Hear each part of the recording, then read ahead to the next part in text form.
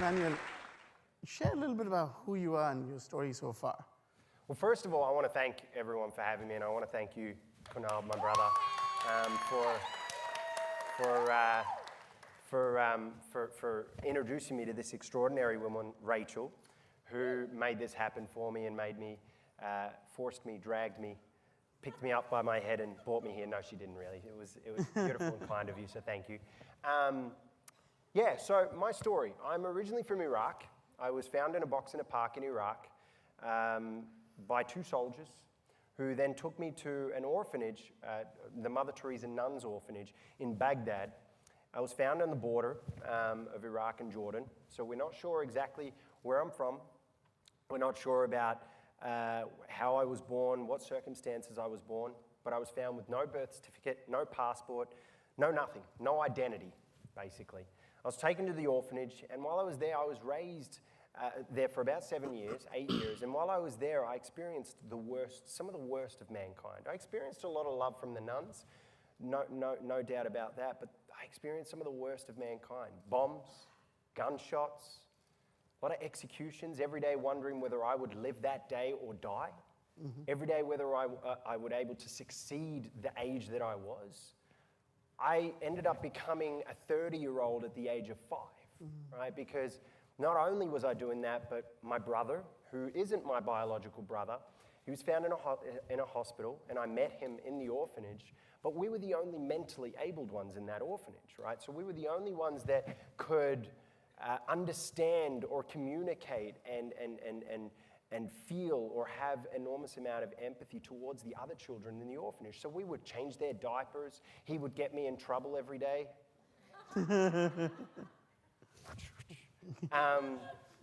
But he was my minder. But at the same time, we were both minders to the other children. Years down the track, a woman by the name of Moira Kelly, an angel, blonde hair, blue eyes, white dress. That's the way I remember her. And she's not that much of an angel after you get to know her, but she's awesome. But she heard about my brother and I through two nuns from Mother Teresa orphanages out in Albania while she was working there. She's a humanitarian. She helped children around the world. And so she heard about my brother and I, and this nun goes up to her and she says, "Moira, there are these two kids." She didn't actually sound like that. I just can't do an Albanian accent. But she said, "There are these two kids and they need your help." And Mum goes, or Moira goes, "Where are they, sister?" She goes, "In Baghdad." "Great. I'll go to Tasmania and pick them up." See, there's a Baghdad in Tasmania. And she goes, No, is in Iraq. "Sister, why are you telling me about a war country? I'm in Albania. That's a long way away and I don't want to die." And the sister goes, "Problem. Never trust a nun. They've always got ulterior motives. Good motives, but ulterior. They're good, but ulterior." So Mum made a trip eventually to Iraq. I remember hearing about her coming out to Iraq about 3 days before she had arrived. And I sat on a window ledge for about 3 days straight, staring, waiting and waiting and waiting. And on the third day she arrived. And when I saw her, literally it was like looking at an angel. Mm. Blue eyes, blonde hair, white dress. This aura around her was stunning.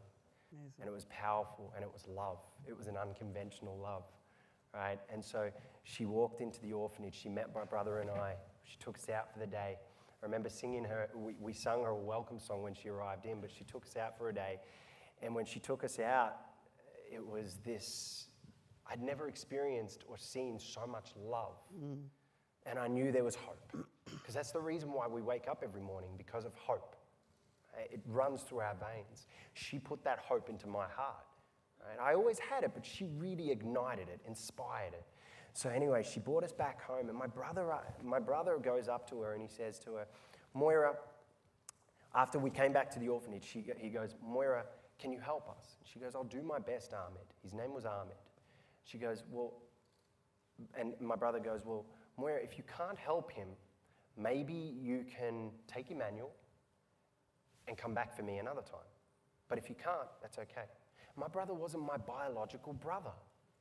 Yet his love for me was more powerful than blood, right? That's the day I learned a huge lesson.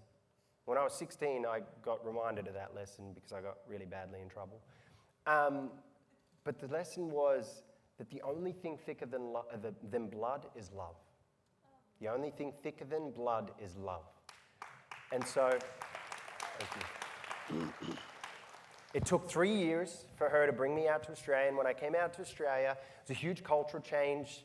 I learned so many incredible things. I had about 8 surgeries. I learned how to walk for the first time. I learned how to do the things that we take for granted. Use a fork for the first time. Eat spaghetti bolognese. That's a challenge. For the first time. And then I went on a TV show, X Factor, and 500 million views later, I ended up working with some incredible people, from Quincy Jones to Bruno Mars, and about a year ago, I ended up performing with an incredible artist by the name of Coldplay, the band Coldplay.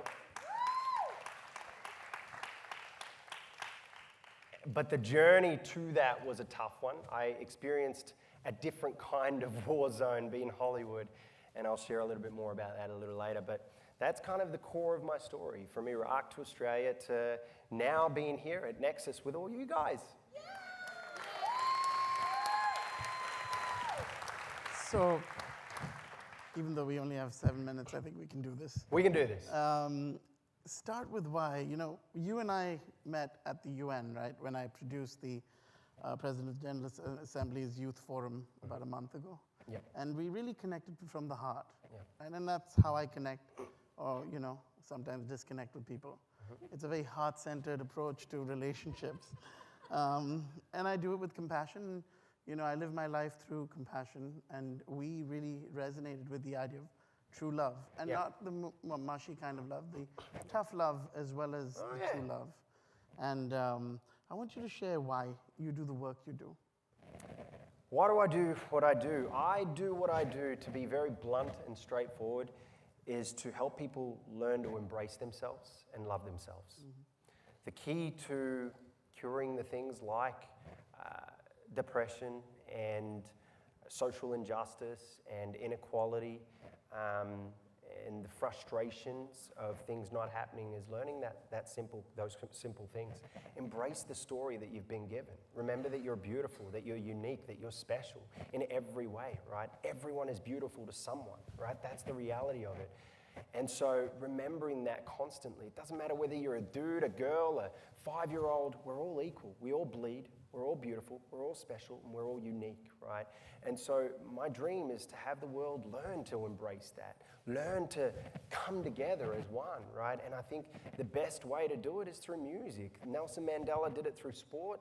You know, why can't I do it through music, right? And through entertaining, and do it fun, entertaining way where people are ignited, inspired, entertained, pumped to make that encouragement and that change and to love one another, right? So that's why I do what I do.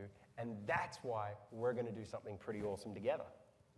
And actually, at this point, I'm going to have Rachel do her magic trick of coming up on stage as she always does, you know. And so we're launching something really exciting in the future, and we're announcing it for the first time at NEXUS. And I already asked permission for this one to be our partner.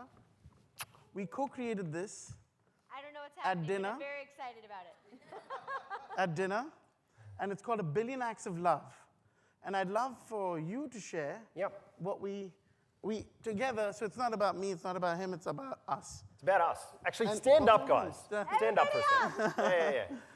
Hold your hands. Hold each other's hands. Hold each other's hands. It's not, or hug each fellas, other, whatever you feel comfortable doing. Fellas, bring out the bromantical side of yourselves.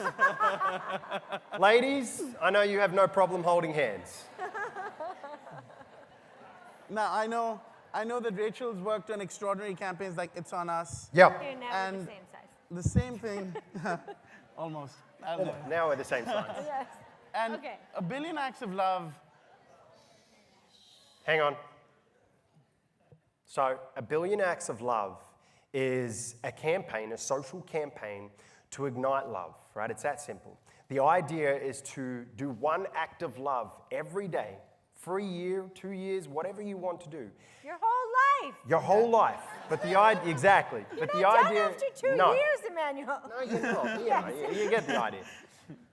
The idea is to do one act of love, then we post that on Instagram, and Facebook, which will be created in the next couple of days, so keep an eye out for that. And you need to post it and hashtag billion acts of love. Then what will happen post to that is it will become something even bigger. It will become a platform to launch other incredible things that I can't say right now, but awesome stuff. There will be a lot of celebrities that are a part of it, from Chris Martin to Will Smith to all sorts of celebs. And it's going to be a very exciting journey, and I want you guys to be a part of that journey with us. It's called A Billion Acts of Love. Kunal, will you join us? Yeah, of course. I'm in the middle. How can I say no? And that's love right there. Yeah. Thank you. Thank you.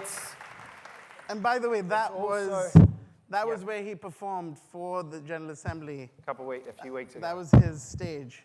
Also, with a billion acts, quickly to add to that billion acts, it's also designed to raise awareness for refugees as well, Yes, that are in this world. The center of A Billion Acts of Love is, as you can see and feel, the idea of being differently abled versus disability or disabled. And I grew up with a learning disability, and this is actually what binded us to the core. Now, my disability is invisible, so there's no prosthetic for that. I can't hide it. I have to fight it every day. And It's all right, you're good looking, so it's thank fine. you, brother. Not as good looking as you. Of course not. But I'll get there. It's very difficult, but But the truth is that, what binded us was beyond the looks. It was heart. It was the idea of being, centered within yourself and being together and making this not just about me or we, but beyond us and making it greater than ourselves. And I think that's something this room shares, is that we're all in it for the greater good. And I feel that's what the idea of A Billion Acts of Love represents, is that we're all in this together. I've got your back, you've got my back, and that's what matters the most. yeah, no, it's an exciting journey, and I'm excited to be a part of it. Thank you, Rachel, as But well. back to you. Back to me. To the future. To the future. What's next, Emmanuel? What's next? So I just released a new single about 3.5 weeks ago, which was awesome. Thank you. And what's incredible, 3 or 4 days after I released it, this incredible band, Coldplay, decided it was good, and they posted it on all their social, which was absolutely amazing. And then up to date, it's got over a million views on YouTube, which is awesome. And we're trying to push the downloads and the streams, so get on it. But it's called Eat Us Never Alone. And then on top of that, I'm also going to begin my first ever, which is exciting, tour.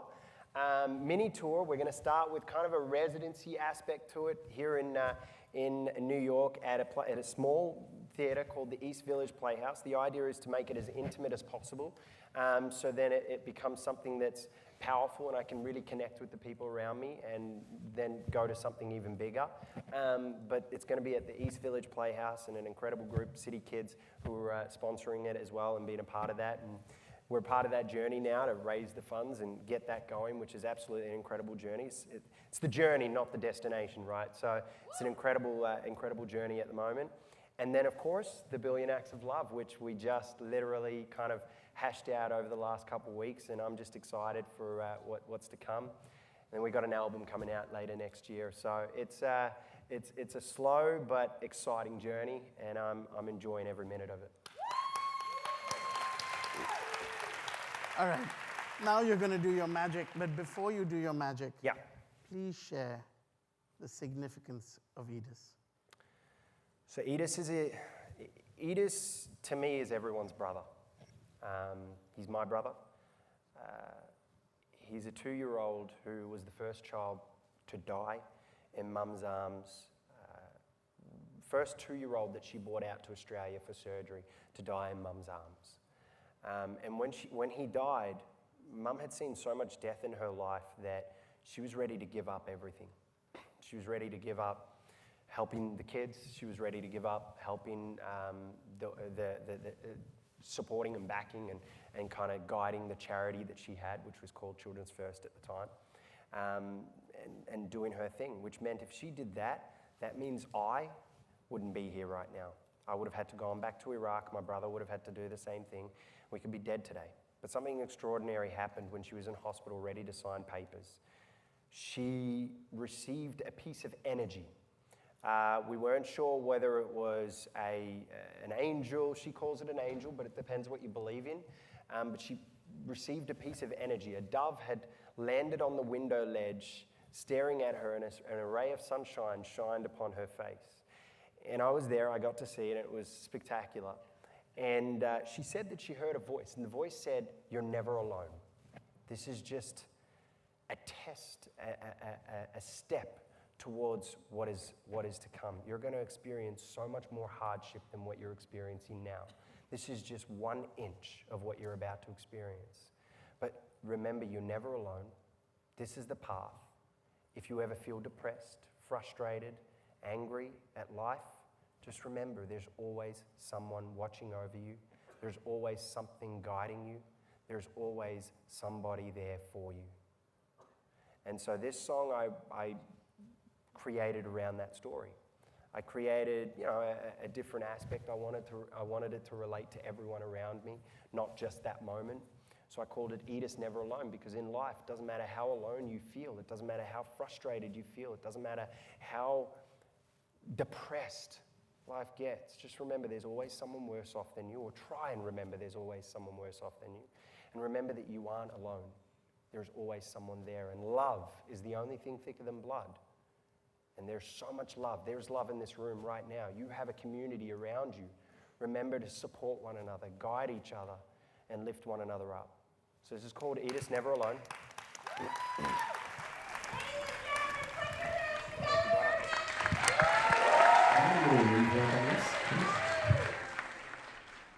We didn't get a sound check in. I was disorganized. I was late. I'm sorry.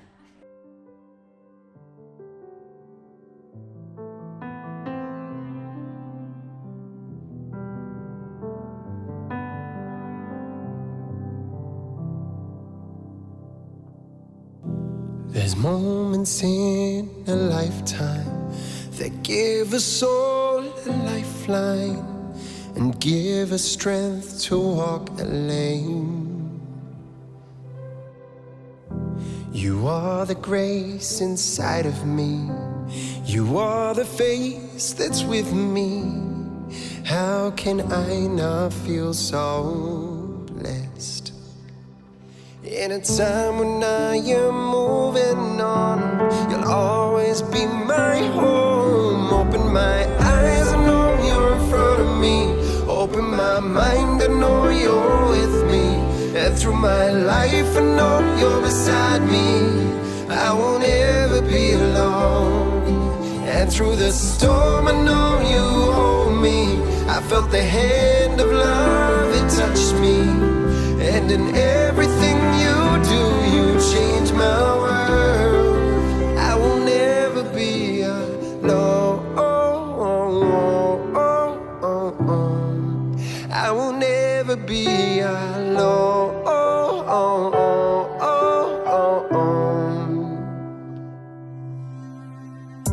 The days will shine more brightly. The days don't seem so empty. Now I understand it's all a journey. I feel it's now united, never to be divided. You are a piece inside of me. Open my eyes, I know you're in front of me. Open my mind, I know you're with me. And through my life, I know you're beside me. I will never be alone. And through the storm, I know you hold me. I felt the hand of love, it touched me. And in everything you do, you change my world. I will never be alone. I will never be alone.